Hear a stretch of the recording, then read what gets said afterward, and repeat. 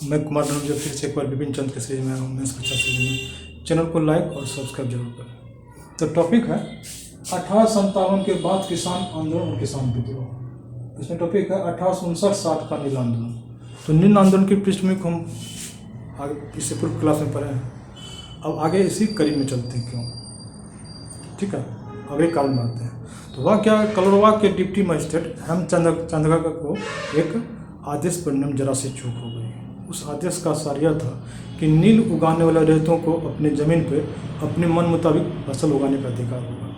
Police को यह आदेश दिया गया कि नील उत्पादक इस पर अपना हस्तक्षेप न करें। बहुत ही महत्वपूर्ण था। इससे क्या हुआ, जो बंगाल में आग की तरफ फैल गई बात कि अब लगा, किसानों को लगा कि अब शोषण का खात्मे का वक्त आ गया है। तो ठीक है, इसको पहले हम पॉइंट में क्यों देख लेते हैं। कोलरवा के डिप्टी मजिस्ट्रेट हेमचंद्र से एक सरकारी आदेश करने में चूक हो गई।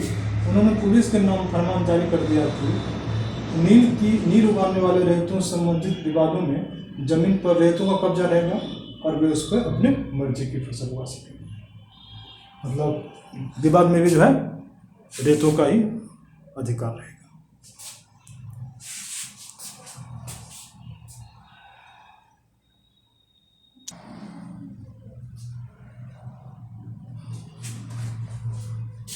हमने पृष्ठभूमि को समझ लिया। अब आगे चलते हैं, आगे देखते हैं क्या क्या हुआ आगे क्या क्या हुआ। तो पहला पॉइंट है, किसानों ने शुरू में शांतिपूर्ण तरीकों से संघर्ष को चलाया। जैसे ही हम जान ही रहे हैं, हेमचंद्र के घोषणा के बाद ही बंगाल में आग की तरफ फैल गई। किसानों को लगने लगा कि अब हमारे शोषण के दिन लगने वाले हैं। तो उन्होंने शांतिपूर्ण तरीकों से संघर्ष को चलाया। उन्होंने अर्जियाँ अधिकारियों के पास भेजी, अंग्रेजों के पास, शांतिपूर्ण प्रदर्शन किए। लेकिन अंग्रेज अधिकारी किसानों की बात को नहीं माने, स्वीकार नहीं किया। तो किसानों में धीरे धीरे गुस्सा बढ़ने लगा। तो देखते हैं संघर्ष की शुरुआत। अगला पॉइंट है कि संघर्ष की शुरुआत नादिया जिले के गोविंदपुर गांव से हुई। एक नील उत्पादक के दो भूतपूर्व कर्मचारियों दिगंबर विश्वास और विष्णु विश्वास के नेतृत्व में वहां के किसान एकजुट हुए और उन्होंने नील की खेती बंद कर दी। दिगंबर विश्वास और विष्णु विश्वास के नेतृत्व में जो शुरू हो गया, नील की खेती किसानों ने बंद कर दी।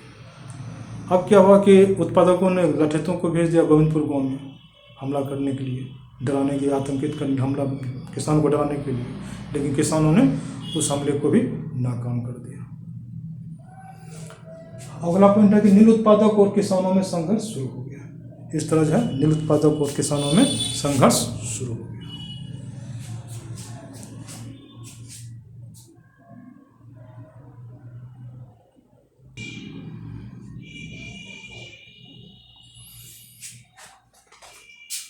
अब आगे देखते हैं, आगे क्या क्या में जो पॉइंट को देखते हैं। पॉइंट है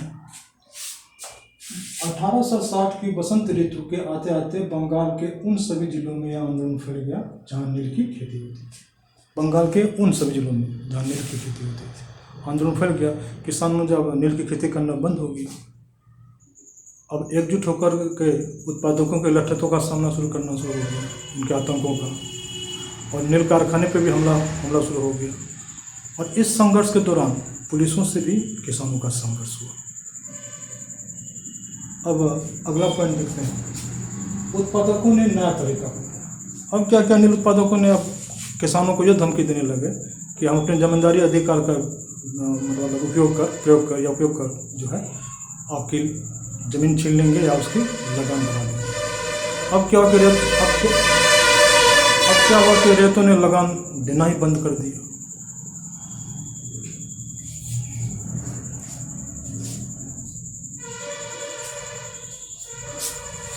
आज के लिए इतना ही, धन्यवाद।